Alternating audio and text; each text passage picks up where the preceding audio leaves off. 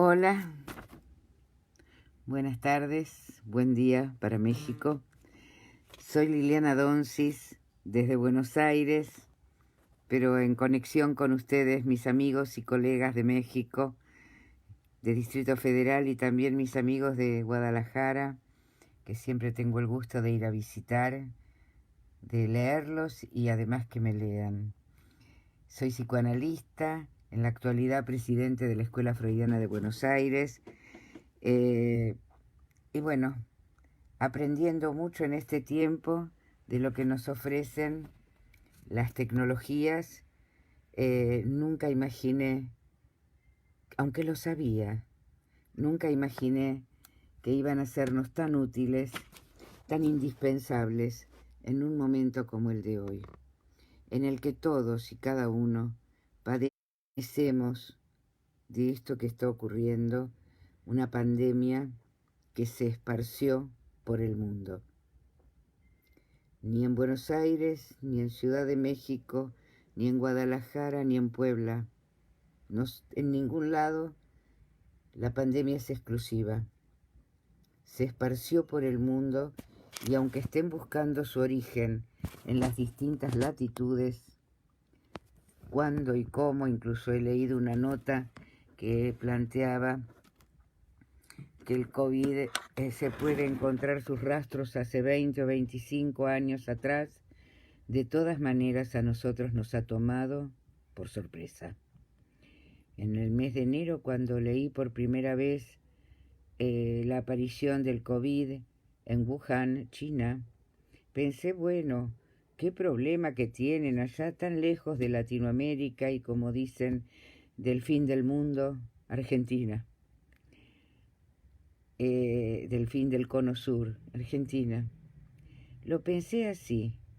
Sin embargo, al poco tiempo, era parte de nuestra vida cotidiana, es parte de nuestra vida cotidiana, y hoy tengo la posibilidad junto a ustedes y en agradecimiento a Yoica y a Arturo, quien me dio todas las indicaciones técnicas para que esta emisión salga perfecta o salga lo mejor posible.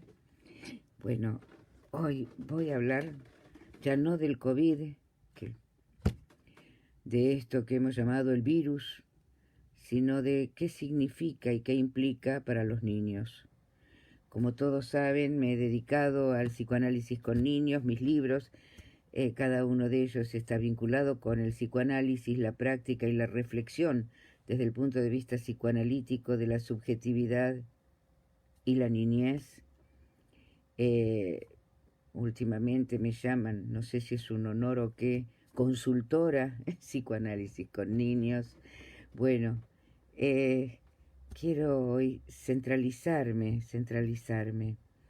en cuál es la repercusión y los efectos en la niñez.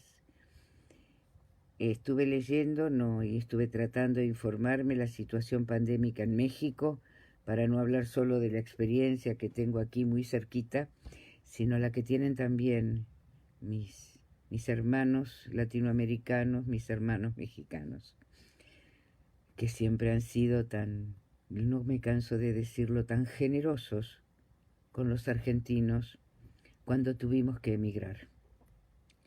Grandes psicoanalistas han vivido y han estado a cobijo de ciertas dificultades políticas que todos conocemos y dictatoriales, estuvieron al cobijo en las tierras mexicanas. Les debemos mucho. Muchas gracias. Bien, para la niñez, voy a contar una primera anécdota con un niño de 2 años, que se acerca al balcón después de varias semanas de aislamiento social, preventivo y obligatorio, de distanciamiento social, en cuarentena, sin poder salir de su casa. Por suerte tiene una casa que puede corretear. Sale al balcón y, haciendo un gesto con la mano y expulsando hacia afuera, dice: «Afuera, virus malo, chau, adiós, hasta luego, virus malo», ¿no? Sacándolo por el balcón. echándolo, expulsándolo por el balcón. Tuve la oportunidad de ver a este niño haciendo ese gesto, un gesto plenamente verbal, plenamente discursivo. Adiós, chau virus malo, virus malo. Este niño hace lo que planteó Freud hace tanto tiempo en un texto maravilloso que siempre recomiendo y que se llama La negación, donde dice, si bien él lo dice por los tiempos primordiales del sujeto, ese tiempo en el que se instituye el sujeto, donde como en un acto de magia, en dar vuelta a un guante o una media o incluso un aro, darlo vuelta, lo que estaba afuera entra, queda en el interior, y lo que estaba dentro, lo interior pasa a lo exterior. Si bien esto es un agregado de Lacan, fue inicialmente una bellísima aproximación de Freud al aparato psíquico para decir que lo bueno y lo placentero, aunque sea en términos cuantitativos en Freud, que lo placentero es en el interior del sujeto y aquello que se considera displacentero se expulsa. También en alemán, Bejahung, Aftosun. Está muy bueno esta semana referirnos a Freud. Nació el 6 de mayo de 1856, es decir, estamos en la semana de su natalicio. Entonces, volver a Freud siempre es un estímulo para nuestro pensamiento. Entonces, lo interior, lo placentero adentro y lo que se expulsa afuera.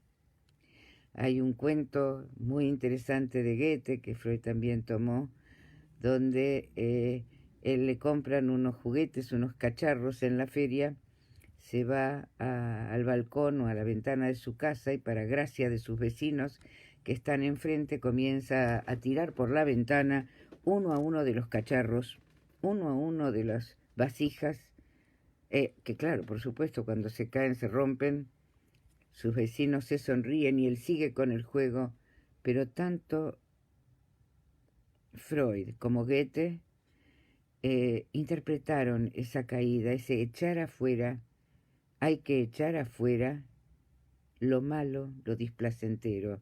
En el caso de Goethe tiraba afuera cada uno de sus hermanos nacidos y también nacidos, algunos muertos, los vivos y los muertitos.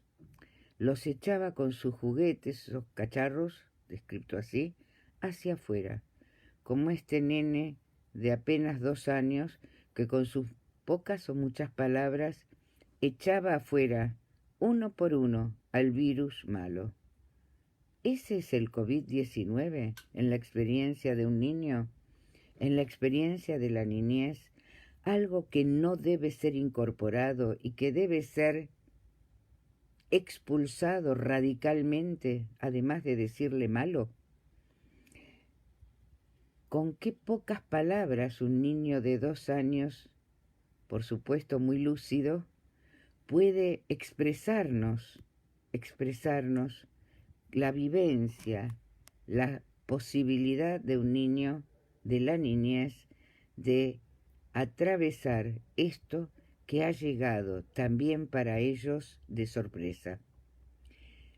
Si en enero un adulto, me di como ejemplo, vi lo de Wuhan en China y dije, queda lejos. En febrero o en marzo de este año dije, está muy cerca. Igual me tomó de sorpresa. De todos modos, los tomó de sorpresa. Y a un niño lo ha tomado doblemente por sorpresa porque ni siquiera leyó que allí en la lejana China se dieron los primeros casos. Hay gente de Argentina, gracias Lili Gallo, Rosana Pagano, que nos acompañan, que sé que son de mi país. Hoy, gracias a la tecnología, están cerradas las fronteras, pero las tecnologías las abre y estamos en esta comunicación. Bueno, para un niño de 2 años o de 3 o de 4, esta comunicación es algo de todos los días. Sin embargo, para un niño pequeño, las fronteras están cerradas. La frontera es la puerta de su casa. La frontera es salir a la calle de su casa. La frontera para un niño es esa ventana, ese balcón, la esquina de su casa y posiblemente la caminata de su casa hasta el jardín. Hola Jessica. Al jardín de infantes, al parvulario. Esas son sus fronteras, su país en extensión, de su casa a la casa de los abuelos, de la casa de los abuelos hacia otro lado, el parvulario o el parvulario o el jardín. Bien, en sus fronteras algo nuevo entró, inesperado, que él no sabe, que ellos no saben de dónde viene, y que ha roto las fronteras, porque esas fronteras de su casa, de su país, que es su casa, las puertas de su parvulario, de su escuela, de su espacio maternal, están cerradas. Se han cerrado sus fronteras.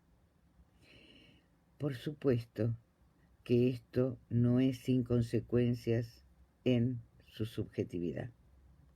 Su subjetividad porque el COVID-19 en el aislamiento al que estamos confinados nos ha devuelto.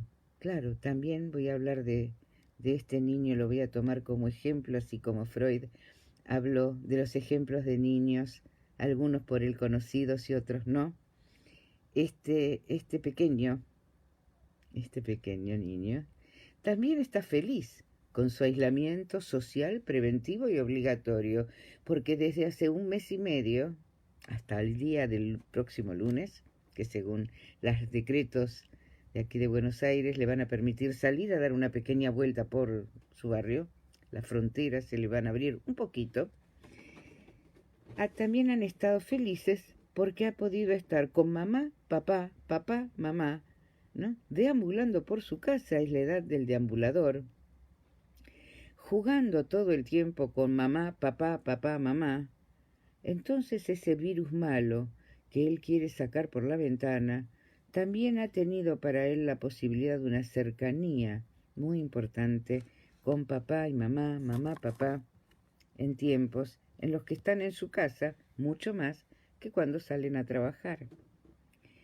Entonces, el COVID-19 nos trajo la muerte. El COVID-19 nos hizo ver que, como se suele decir, no somos nada. Estamos siempre en nuestro Hilfsgleich, como dice Freud, en tiempo de desamparo. Siempre estamos el sujeto, el cachorro humano, desamparado, y la niñez es una de las expresiones de esa vulnerabilidad. Son vulnerables porque más allá de mamá, papá, mamá, el mundo se les abre como un mundo desconocido. En ese desconocimiento entró esto que le anunciaron a los chicos como algo malo y que además les anunciaron que los van a llevar a este lugar del aislamiento, de no hay amigos, de que el semejante que apenas empiezan a conocer en el jardín de infantes, en el jardín maternal, en el parvulario, que el semejante puede desaparecer en un segundo. Hay un músico de rock argentino que sé que lo conocen en toda Latinoamérica, que se llama Charly García y a quien menciono habitualmente. Siempre él dijo algo antes que yo. También lo dijo Freud y Lacan, pero Charly García lo dijo muy bien y para todos. Hay una canción que nos acompañó mucho que se llama Los dinosaurios, que tenía que ver con la desaparición de las personas en la dictadura argentina, y que él decía: los amigos del barrio pueden desaparecer, los parientes pueden desaparecer, cada uno puede desaparecer, pero ¿qué pasó? Que esto que los amigos del barrio, los amigos de tu cuadra, los amigos de tu pueblo, los amigos del jardín, los amigos de la escuela, de un día para el otro desaparecieron. No tanto como entonces, pero de una manera muy particular, porque los amigos, los conocidos, los otros niños, con el valor que tiene el semejante para un niño y en la niñez, por su valor formador de la subjetividad, por el valor formador respecto de la libido y la relación de objeto, en ese valor formador puede desaparecer en su consistencia. No desaparecen en el río, no desaparecen como los estudiantes mexicanos, que ahora no me acuerdo el nombre, pero era un nombre muy difícil y espero que me lo pongan aquí hace 3, 4 años, que esos estudiantes que de repente no estaban en ninguna parte. Hay una diferencia. Pueden recuperar, nuestros chicos, pueden recuperar a su amigo, a su abuelo, a su abuela, a la tía, al vecino, por medio de la tecnología. No desaparecen para siempre. Se han vuelto... acá está. Ayotzinapán. Está bien pronunciado, gracias Arturo. ¿Cómo recuperamos a los que no están? Los recuperamos con la tecnología. Los estudiantes de Ayotzinapa, muchísimas gracias, amigos. Se han recuperado los amigos, los compañeros de escuela, los otros estudiantes con la tecnología. ¿Qué ha pasado? El virus malo hizo desaparecer el cuerpo a cuerpo y el contacto y el cara a cara y el abrazo y el sentarse a jugar juntos. Se han suplantado y sustituido 43 desaparecidos, dice María Alejandra. Pues sí, pues sí. Y no los únicos, ni aquí ni allí.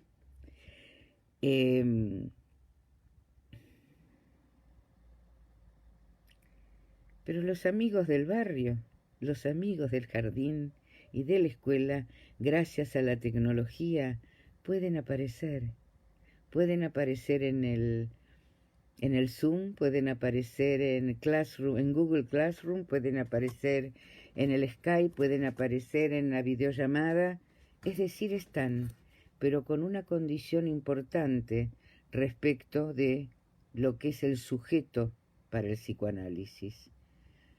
El sujeto del inconsciente es una chispa que surge entre nuestras palabras. Allí donde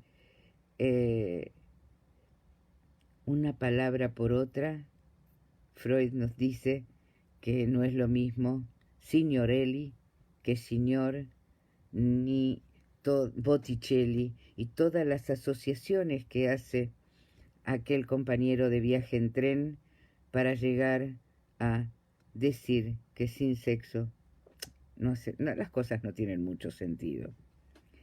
La vida no tiene sentido, no, sin amor decimos la vida no tiene sentido. Tenemos razón, es cierto, efectivamente es así. Pero ese sujeto del inconsciente que surge entre palabras, que surge en el decir, es un sujeto que tiene 3 consistencias. 3 consistencias, lo real, lo simbólico y lo imaginario anudados. La imagen, esta con la que me están viendo, esta con la que los voy imaginando. Por ejemplo, subió María Laura Kalman, a quien conozco, entonces ya la estoy imaginando con su cabello rubio, su tez blanca, su estado de ánimo. La imagino. Incluso ustedes a mí me ven, soy una imagen, pero una imagen bidimensional, sin espesor ni volumen. La consistencia consiste, tiene espesura, cubre el espacio, y Lacan llama consistencia a cada uno de estos registros del lenguaje, situándolo de manera específica en la consistencia del cuerpo. El cuerpo es una... Hola Jesús, ojalá Jesús Ramírez, un gusto. La consistencia del cuerpo, Lacan lo llama así, ya muy al final de su enseñanza, el falo. La función fálica da consistencia al cuerpo. ¿A qué cuerpo? Al cuerpo de lo imaginario. Pero si lo imaginario tiene cuerpo, ¿eh? Hay cuerpo, ya no es imagen.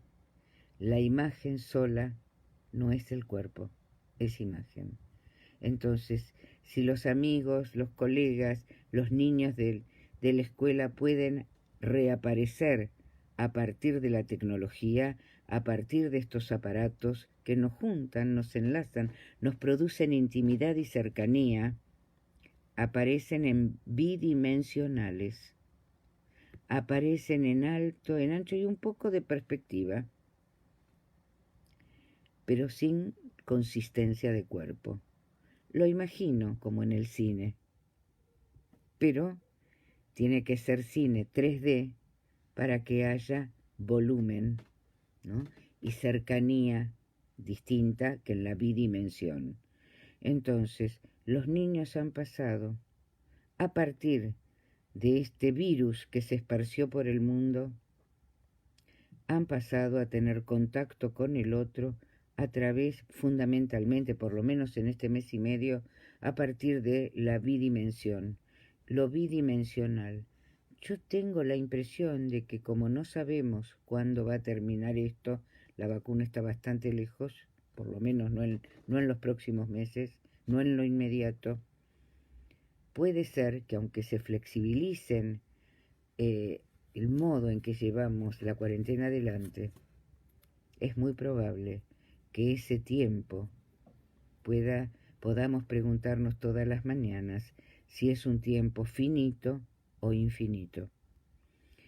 Y esto me refiero acá y lo digo con los nombres que le da un escritor argentino que todos conocemos, que se llama Jorge Luis Borges, que él decía en la nueva refutación del tiempo, en otras inquisiciones, decía, como a todos los hombres, habla de la finura, un poeta, como a todos los hombres le ha tocado tiempos malos en los que vivir. Agregando en otros textos de la misma obra que él no sabe qué es el tiempo si es una cosa o si es un discurrir. Y dice que él no sabe cómo resolver con cuál de esos dos misterios quedarse, pero él dice seguramente es un solo misterio y no dos. Este tiempo, este discurrir del tiempo, en el tiempo de la niñez, dejará, en la medida en que puede ser esta bidimensión al infinito, o puede culminar en algún momento de otro modo, esto no será sin consecuencias en la constitución de la subjetividad. Y aquí doy un paso en cuanto al alguien me dice, Lorena Santos, pienso que desde una experiencia como lo tecnológico viene a acompañar el proceso de duelo. Sí, efectivamente. Lo tecnológico nos da intimidad y cercanía, pero retomando lo que decía, lo tecnológico y esta, llamémosle, extimidad, un poco externo, un poco interno, esta banda de Moebius, de lo íntimo a lo exterior y de lo exterior a lo interior, esta extimidad, ¿no?, que nos puede dar lo tecnológico en el persona a persona, en los grupos y en las comunidades, como lo hubiera dicho la licenciada Ana María del Cueto, que puede diferenciar muy bien los efectos en los individuos, en los sujetos, en lo institucional, en los grupos y en las comunidades, haciendo una diferencia en cada uno de ellos. Esto no será sin consecuencias para los niños, no es sin consecuencias, estaba diciendo así, en la constitución subjetiva, porque en la constitución subjetiva, y lo diferencio del sujeto es esa chispa que surge entre significante y significante, ahí donde puedo decir, donde puedo tener un lapsus, salir por sentir, por decir alguna, una confusión de palabras, no se me presenta ninguna otra así. Wegen den Pferd, como decía en alemán Freud respecto de andar de los caballos y detener los caballos en Juanito, o Ratten en El hombre de las ratas, otro caso memorable, canónico de Freud, cuando ratas también es Ratten, dinero, y Ratten, matrimonio. O sea que hay un significante en el que, en su discurrir de uno a otro, emerge el sujeto del inconsciente. Pero lo diferencio, y lo diferenciamos en psicoanálisis, con el surgimiento de la subjetividad. La subjetividad concierne, a mi criterio, lo voy a decir muy sencillamente, a las condiciones de armado de ese sujeto en singular, sus argumentaciones, sus fantasías, incluso, para decirlo más estrictamente, el fantasma. Esa condición entre la relación de implicación, de juntura y de disyunción, de distancia, entre el sujeto y el objeto. Los objetos pulsionales. Ese objeto vacío, no sé si les interesa la teoría, con Lacan llamo objeto A, que es un operador lógico. Ese objeto se especifica en las especies de la pulsión. Será oral, anal, escópico, concerniente a mirada y visión, invocante, con lo que tiene que ver con la voz. En esa relación del sujeto al objeto, de cierto modo, en implicación y disyunción, aparecerán los argumentos singulares que llamamos, con Freud fantasía y con Lacan fantasma, fantasmagorías también, a veces totalmente imaginarios, a veces imaginarios en articulación con lo simbólico, en ocasiones tocando lo real. Allí el tiempo y el tiempo vivido y las condiciones en las que se atraviesa el tiempo, el discurrir del tiempo, dejan un sello en la subjetividad. Probablemente muchos de ustedes o algunos, yo me cuento entre ellos, era muy pequeña en la epidemia de la poliomielitis. Muy pequeña, que fue una epidemia internacional también. En la Argentina llegó por los años 50 y largos, no voy a decirlos, pero recuerdo a nivel personal algo tan simple con que me abrochaban una bolsita con una pastilla de alcanfor, ¿no? Que además era difícil de conseguir.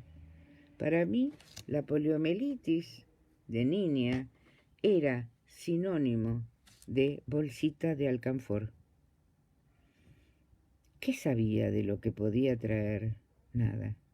Es decir, cada elemento de la vida puede cobrar un valor singular para ese sujeto. Dicho de otro modo, la subjetividad no es sin la voz y la lengua del otro, de los otros. En el 75, con una lucidez enorme, un maestro, Lacan, plantea que no se trata de lo que se le dice a un niño, o solamente de lo que se le dice a un niño, sino que lo que importa es cómo él ha escuchado y recortado ese dicho de los parientes próximos que transmiten una lengua. El COVID-19 entra como ese virus malo para este nene que lo echa, lo tira por la ventana, como Goethe a sus cacharros, ¿no? Y que entra por la voz de los padres, por el susto de los padres, por la sorpresa de los padres, pero que él recorta muy singularmente como algo a expulsar. Entonces, digo, este tiempo es un tiempo de incertidumbre, alguien dijo de duelo seguramente, pero también, si sigo a Freud, seguramente compartimos muchos de nosotros su lectura, podemos situarnos en ese texto maravilloso, que hoy también tuve la ocasión de trabajarlo a la mañana con otro grupo de colegas, que es Más allá del principio del placer, donde Freud define muy maravillosamente 3 estados de la dificultad, lo digo así: la sorpresa, el susto, el miedo y la angustia. Cómo un niño recibe esto y cómo un niño lo escucha y por supuesto lo escribe en su subjetividad, en su modo singular de estar en el mundo, en su modo singular de implicación y disyunción al objeto y a la castración, para decirlo aún con un término más exacto. Freud dice, ¿cómo asume a alguien? Entonces dice, susto, miedo, angustia son diferentes modos de la relación del sujeto a catástrofes, graves conmociones mecánicas como choques de trenes, dice él en ese tiempo, en el 1920, hoy podríamos decir choques de aviones transatlánticos, misiles, y no lo que él hablaba de la neurosis de guerra, de la guerra en la trinchera, cuerpo a cuerpo. Bien, entonces dice, de esto surgen las neurosis traumáticas, a la que podemos acceder, por ejemplo, por vía de los sueños. Dice que es la mejor manera de entrar en la subjetividad. ¿Eh? Es cierto, habla de los sueños y de cuando esos sueños se repiten. Hoy, a la mañana, en otro espacio, me decían que en estos tiempos de cuarentena, los sujetos adultos y algunos niños, pero más los adultos, llegan al análisis virtual, porque también tenemos nuevos hábitos, no, por lo menos en Buenos Aires no hay relación presencial, estamos por el momento trabajando virtualmente, videollamada, teléfono, Skype, etcétera, y ahí nos encontramos, digamos, con que los pacientes nos dicen, sueñan y mucho con la cuarentena, ¿no? A un riesgo de que me interpreten, no me preocuparía, al contrario, me dejo tomar, como me dejo tomar en mis palabras. Hace poco yo misma, porque no quiero dar ejemplos que puedan ser sensibles, soñaba con un hermoso hotel que está en la Patagonia Argentina, en Bariloche, que se llama Yao Yao, muy conocido, bellísimo, cerca de la cordillera, con unas laderas de montaña verdes, bueno, que había hindúes con sus atavíos, ingleses jugando al croquet, algunas personas maravillosas, es un sueño freudiano, ¿no? Ataviadas de época tomando el té, mozos y camareras sirviendo manjares. Entonces yo le digo a mi acompañante, qué buena idea pasar la cuarentena en este tan lindo lugar, en este tan bello hotel, donde nos sirvan y nos cuiden. Bueno, no puede decir, es un sueño infantil de deseo transparente, pero bueno, si me lo pongo a analizar deja de ser tan transparente. Así que lo dejo andar. Soñamos con la cuarentena como un modo de ligar, de elaborar las representaciones, que lo digo en términos freudianos, que fueron interrumpidas por la sorpresa. Vengo diciendo desde el inicio de esta conversación que hubo una sorpresa que nos cambió la vida y el tiempo y el espacio. La calle no es lo mismo que estar en casa, las fronteras, no puedo ir a otro país, las fronteras para un niño es la puerta de casa se cerró y la de la escuela también. Entonces nos queda lo bidimensional, por suerte, pero de todos modos, hubo, como dice Freud, una sorpresa.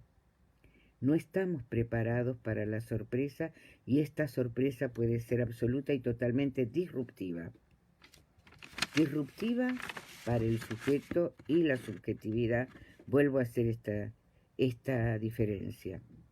Que agregan elaboración de ese inesperado que irrumpe, eso reaparece en el sueño porque ha habido una ruptura de cargas, ha habido una ruptura de enlaces libidinales, y en esa ruptura el sueño pasa a ser lo onírico pasa a ser uno de los modos de elaboración.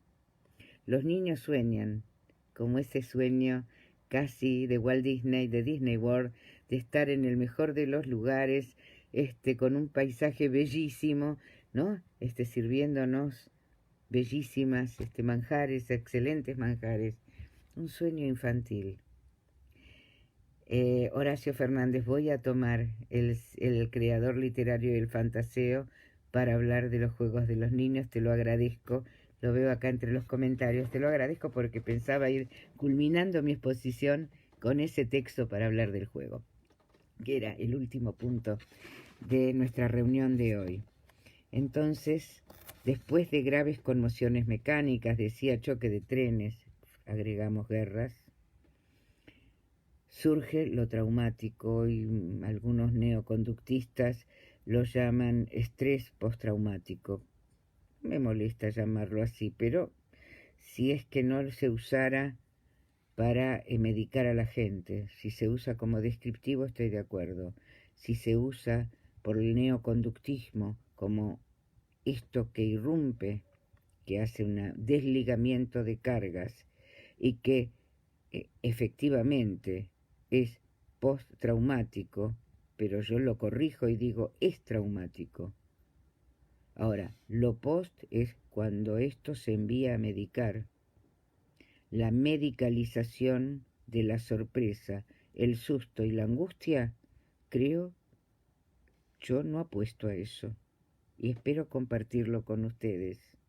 Apuesto por el contrario a la emergencia de la palabra y apuesto a que esa emergencia de la palabra permita, puede ser pronunciada o no, puede ser soñada, permita la elaboración y la restitución a través de la elaboración de goce, para decirlo con todas las letras, y que pueda surgir algo nuevo con un sueño, o algo nuevo con la asociación libre o con la asociación en un análisis.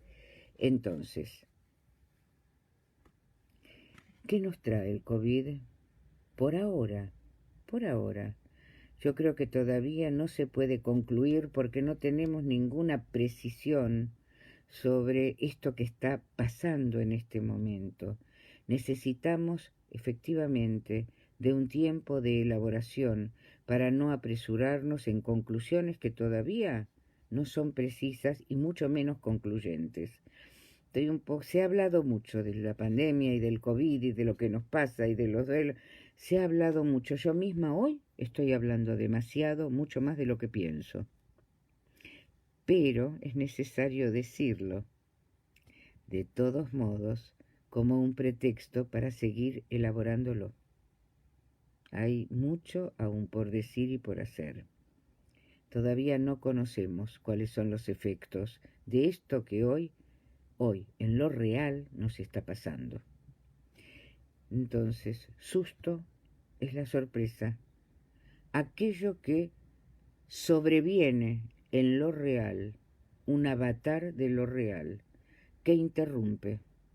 El miedo requiere de un objeto para consagrarse como tal y siempre es, en Freud y en psicoanálisis, miedo a. No hay un miedo suelto que no sea miedo a. La paloma, el caballo de Juanito, los murciélagos, la zoofobia, por ejemplo, la zoofobia del hombre de los lobos, bueno, y tantas otras, ¿no? La del niño gallo, del ejemplo paradigmático de Sándor Ferenczi, Bien, el miedo requiere de un objeto. La angustia, en Freud, y aprendimos con él, está siempre en relación a una alerta. La angustia se siente en el cuerpo, ocupa un lugar en el cuerpo, hace, lo voy a decir a mi manera, que se divida cuerpo y sujeto, cuerpo y subjetividad. Vieron que se suele decir, el cuerpo quedó por un lado y mi alma por el otro, en la angustia. La angustia constituye entonces un estado semejante a la expectación del peligro. No es el peligro mismo, es algo que se instala en el cuerpo en un abanico de gradaciones de malestares diversos, pero que siempre está como una expectación al peligro y preparación al mismo. El miedo reclama un objeto y el susto, vuelvo a decir, constituye un estado que nos invade bruscamente cuando se nos presenta un peligro inesperado. Entonces estamos, y digo para la niñez, también para los no niños, en un estado de sorpresa, que estamos elaborándolo al mismo tiempo en que estamos atravesándolo. Una sorpresa que ha devenido susto o un susto que ha devenido sorpresa, que nos ha aislado del otro, que nos ha... A ver, me dice este hermano, un pacientito me decía, recé mucho para poder faltar al colegio, pero a Dios se le fue la mano. ¿Creer o no creer? Qué lindo. A Dios se le fue la mano y se lo dijo a su analista que se llama, ¿cómo se llama este hermano? A Dios se le fue la mano, es cierto, y ya rezar para no ir al colegio se transformó en mejor ir al colegio y encontrarme con los amigos y encontrarme con que hay algo más allá de las puertas de mi casa, de la puerta del hogar de mamá, papá, papá, mamá.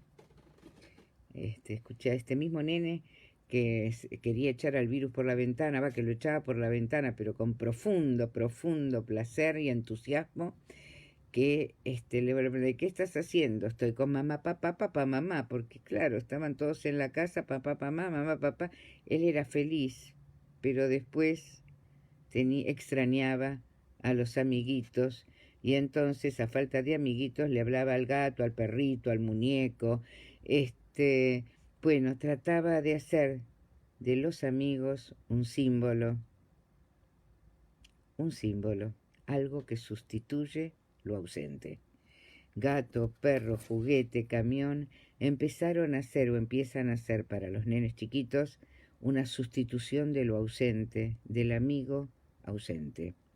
Este aislamiento, decía, implica una relación bidimensional con otros, con los otros con minúscula, con nuestros semejantes, pero semejantes cuyo cuerpo no está al lado, no nos toca. Son cuerpos vehiculizados muchas veces por el juego y la imaginación.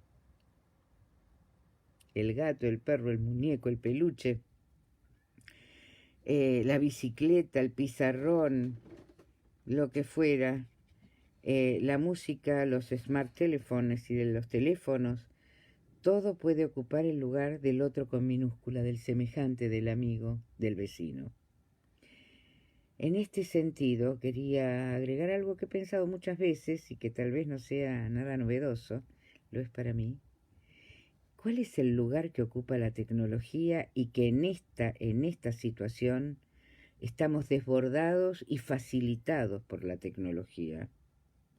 La tecnología, los aparatos, el PlayStation, la televisión, el iPad, los teléfonos, los jueguitos, los videojuegos, etcétera, etcétera, etcétera, la tele, el Netflix, las series, bueno, y miles del Instagram y miles de otras aplicaciones donde podemos jugar, contar historias, encontrarnos, conectarnos, disgustarnos, retirarnos y toda clase de señales humanas, toda clase de movimientos humanos cercanías y distancias, aprecios y de cosas despectivas, amores y disgustos, todo esto puede pasar en una extimidad que es ni interior ni exterior. En este sentido, puedo afirmar que la tecnología nos ha hecho un gran favor en este tiempo. La tecnología en sí no es ni buena ni mala. Me lo preguntan siempre los papás en el consultorio, pero además me lo preguntan los colegas cuando, me dice Verónica Icazuriaga, por segunda vez en el día nos encontramos, Verónica, gracias por estar.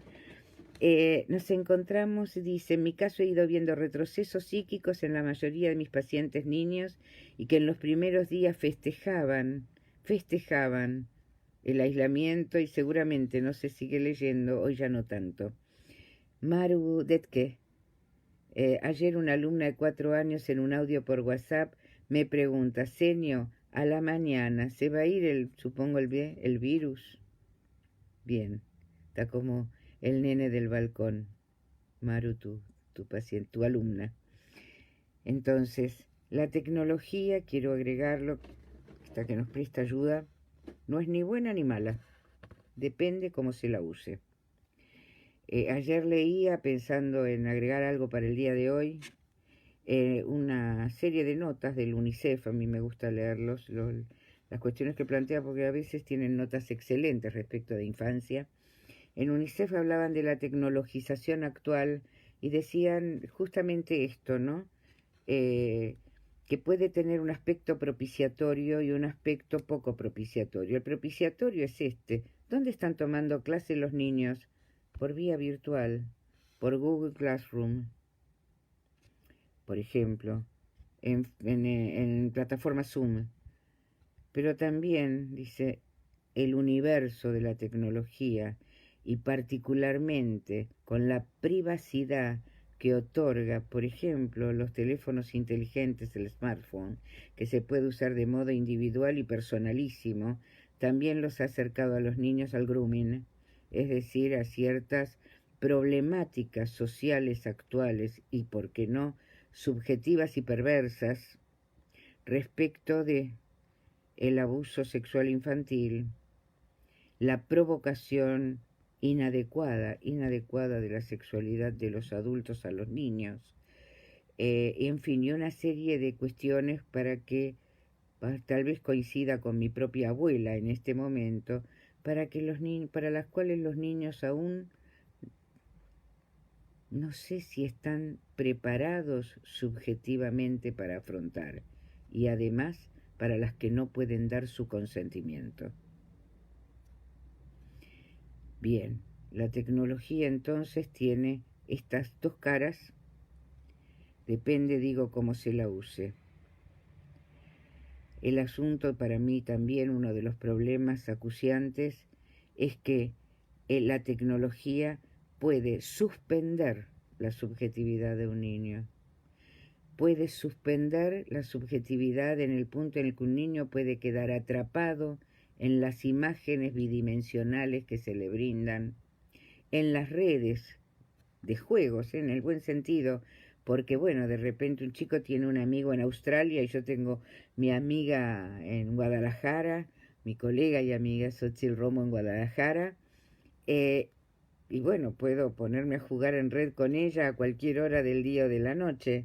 Muy bien.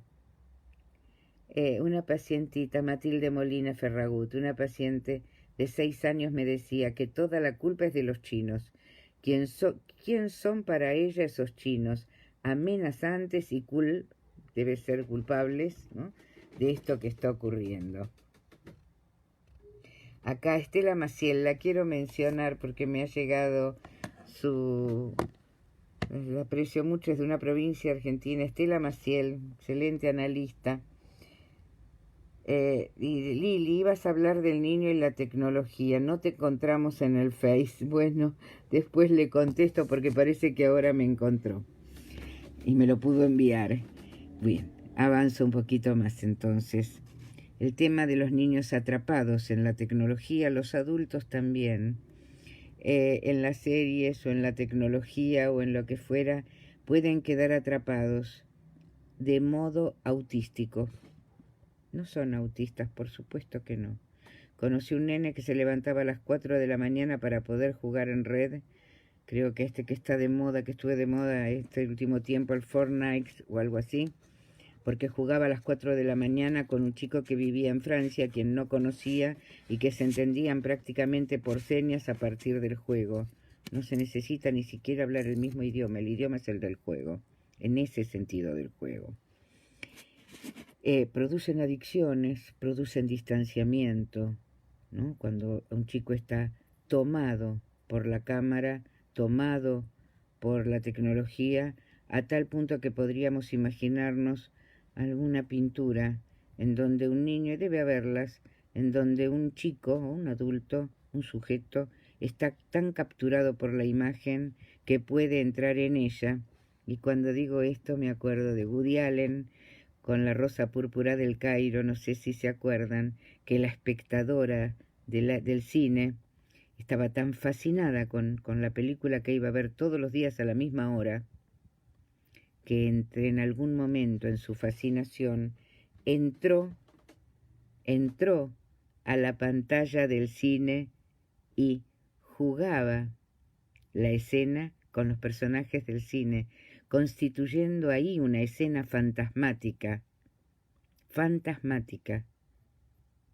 de apariencia, de realidad, pero fantasmática, tomada por la escena. Bien, ahí tenemos un ejemplo.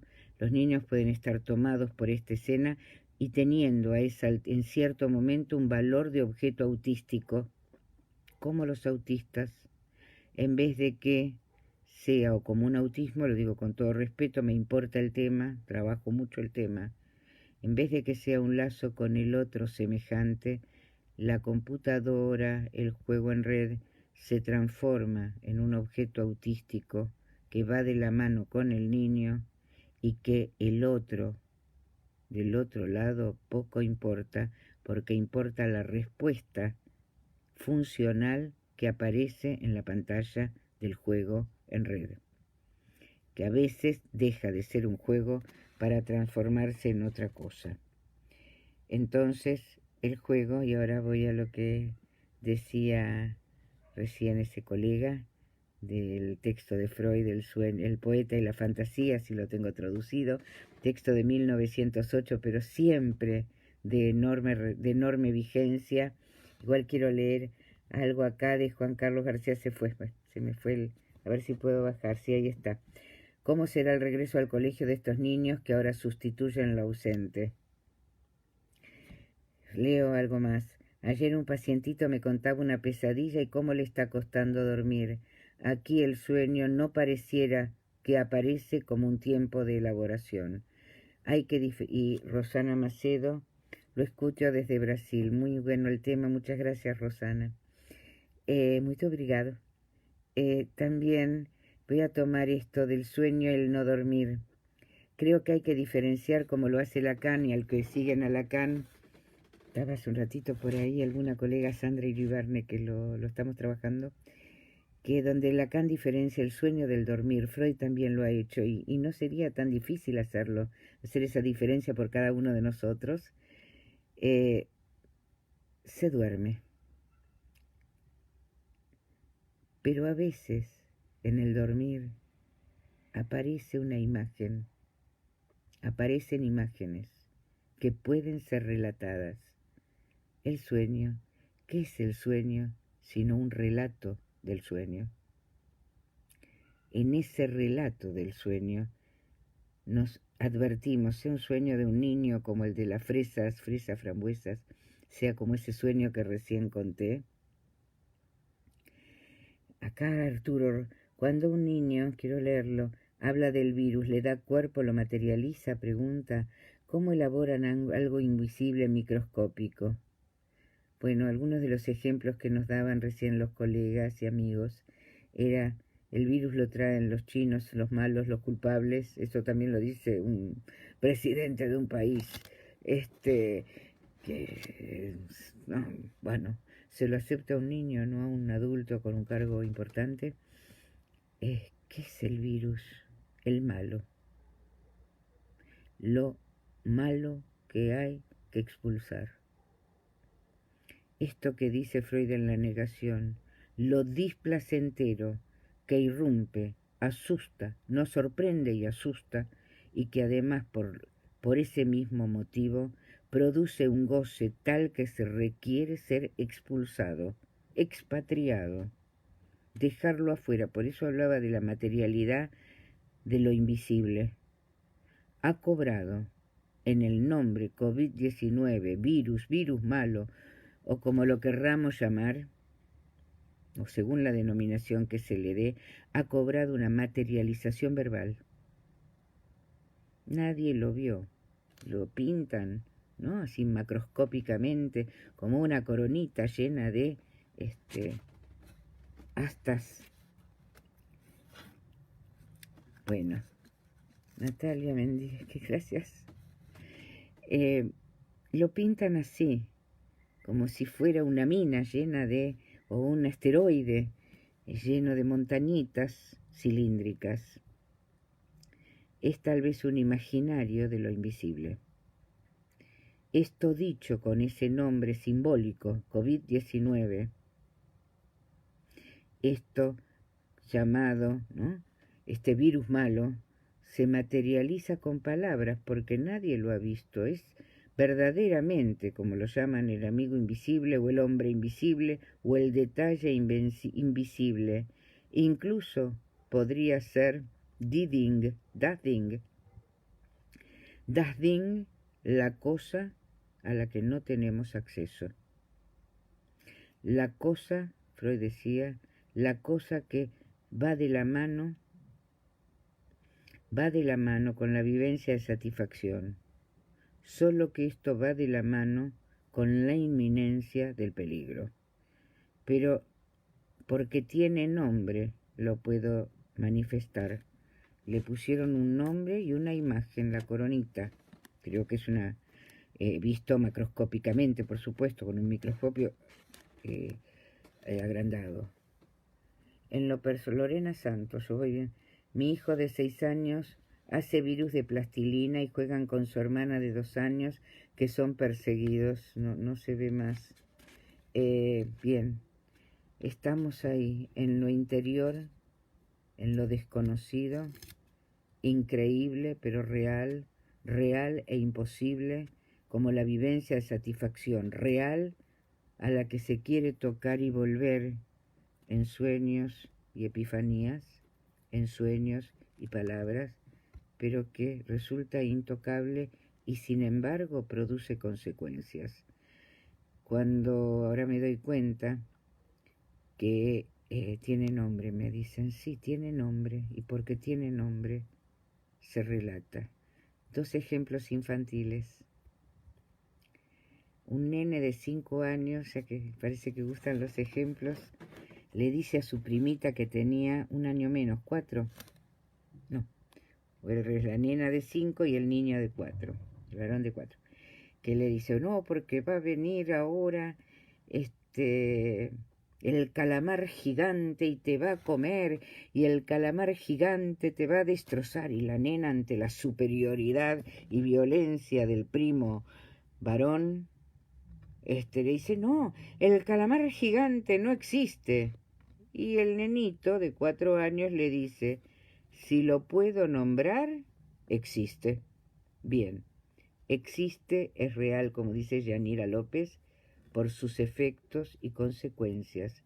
Es como la identificación primaria, si me permiten decir algo mal dicho, si me permiten algo incorrecto desde el punto de vista psicoanalítico.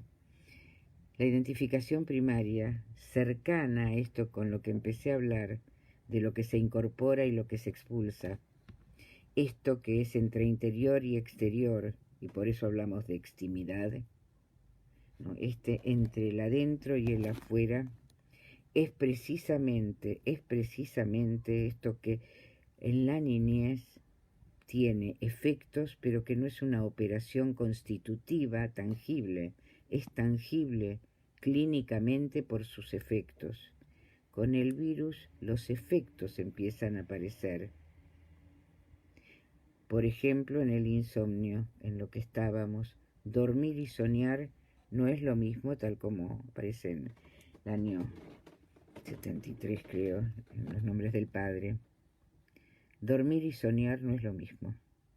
El sueño es ese episodio relatable o imaginable que surge en un estado. ¿En qué estado? En el estado del dormir, en el tiempo del descanso. Acá me preguntan por los adolescentes, vamos a ver si tenemos tiempo y si no otro día, si quieren. Aparece, digamos, ¿no? En ese lugar en el que el estado de sueño permite que restos diurnos, que restos de la vida cotidiana, que restos de la subjetividad, esta que yo hace un rato explicaba como la fantasía, lo fantasioso, el fantasma, la amortiguación ante lo real, esa relación del sujeto al objeto y que yo llamo, y podemos llamar la realidad psíquica, aparece deformada y distorsionada en los sueños, salvo en los llamados por Freud sueños infantiles, como el que les conté, de cuarentena en la Patagonia. Qué buena idea hubiera sido, ¿no es cierto? Pero no, nos tocó en casa. O al que le tocó lejos de su casa, y que está varado y quiere volver. Bien, Freud en El poeta y la fantasía, hoy es un día freudiano. Diferencia el juego, y yo voy a diferenciar el juego de la adicción, el juego de lo compulsivo, el juego de la repetición compulsiva. En el juego, el niño se apoya en las pequeñas cositas que Freud llama die Dinge, tomada, es una declinación de la cosa freudiana, de la cosa das Dinge, esa que es inhallable, intangible y que está perdida para siempre, está, ¿no? En un olvido inolvidable, pero en un olvido inhallable también. Se apoya en esto que Freud llamó das Dinge, esa cosa que opera para la constitución subjetiva, pero que solo conocemos también por sus efectos y por esto que Freud palpó, que es un deseado reencuentro y que será no reencontrable. Entre lo buscado y lo hallado siempre hay una brecha y un inalcanzado, algo que no se alcanza.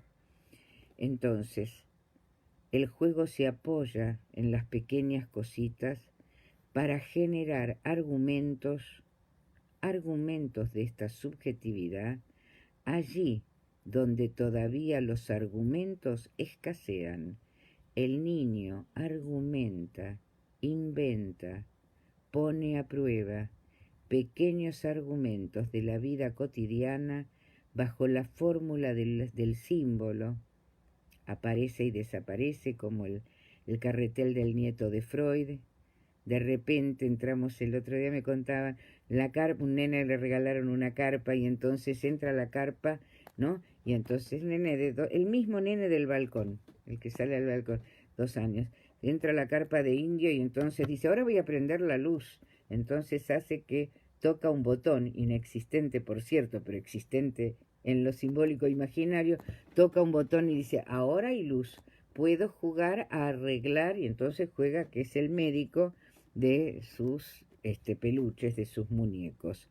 Bien, en este terreno, dice el niño, se apoya en la cosa, en lo real, para investir, didingue, las pequeñas cositas y para que éstas devengan nombrables, jugables, chupables, simbolizables, imaginarizables.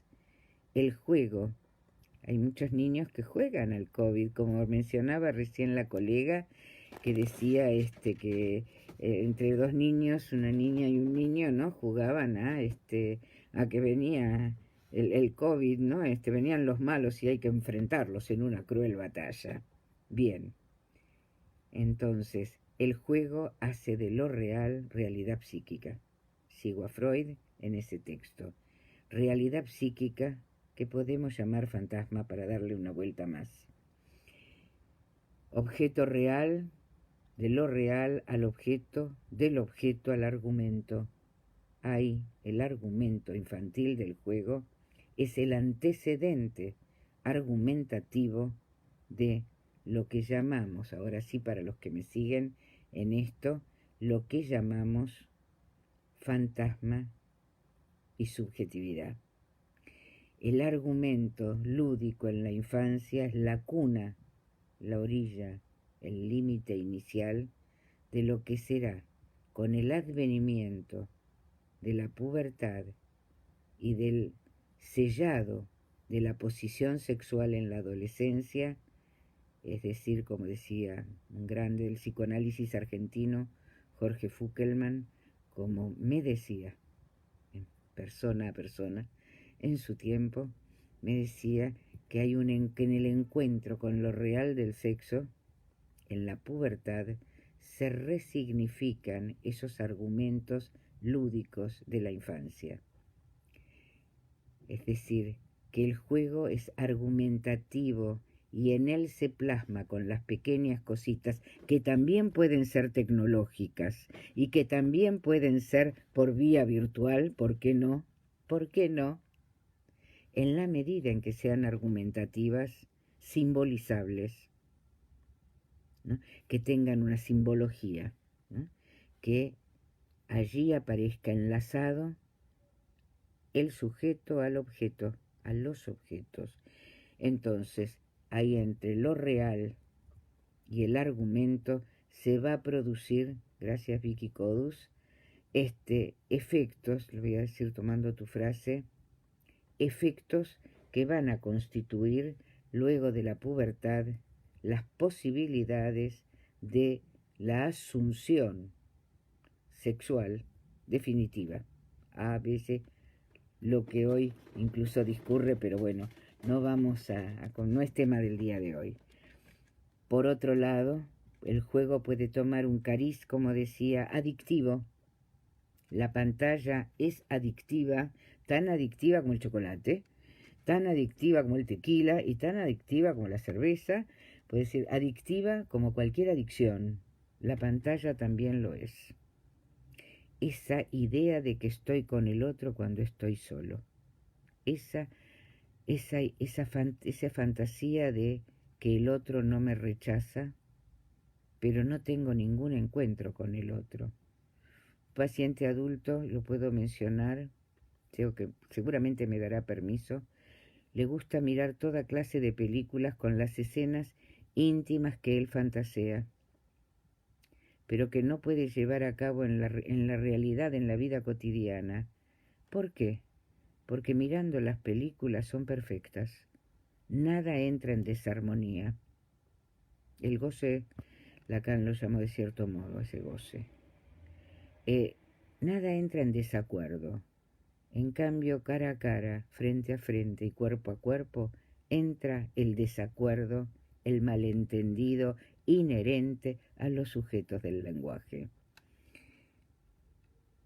En ese malentendido entran, por supuesto, los afectos, la angustia, la desolación, el desamparo, pero también el rechazo del otro. Ese rechazo del otro que nos deja en desamparo, ese rechazo del otro que se constituye en bullying en la infancia o en la adolescencia, y por qué no en cualquier momento de la vida, porque los migrantes, el rechazo a los pueblos, el rechazo al color, es una manera de bullying. La diferencia es que hoy la tecnología nos está ayudando a encontrarnos con el semejante, aunque seas con un cuerpo bidimensional. Mientras que la tecnología en los autismos en plural puede ser un aparato, un medio, un instrumento, como quieran. ¿Para qué? Para que el otro no tenga ningún lugar.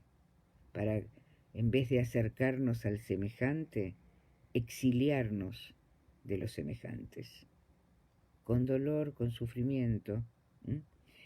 Mónica Armanini, gracias. El aislamiento nos mantiene en un goce individual del que es necesario salir sin salir de casa.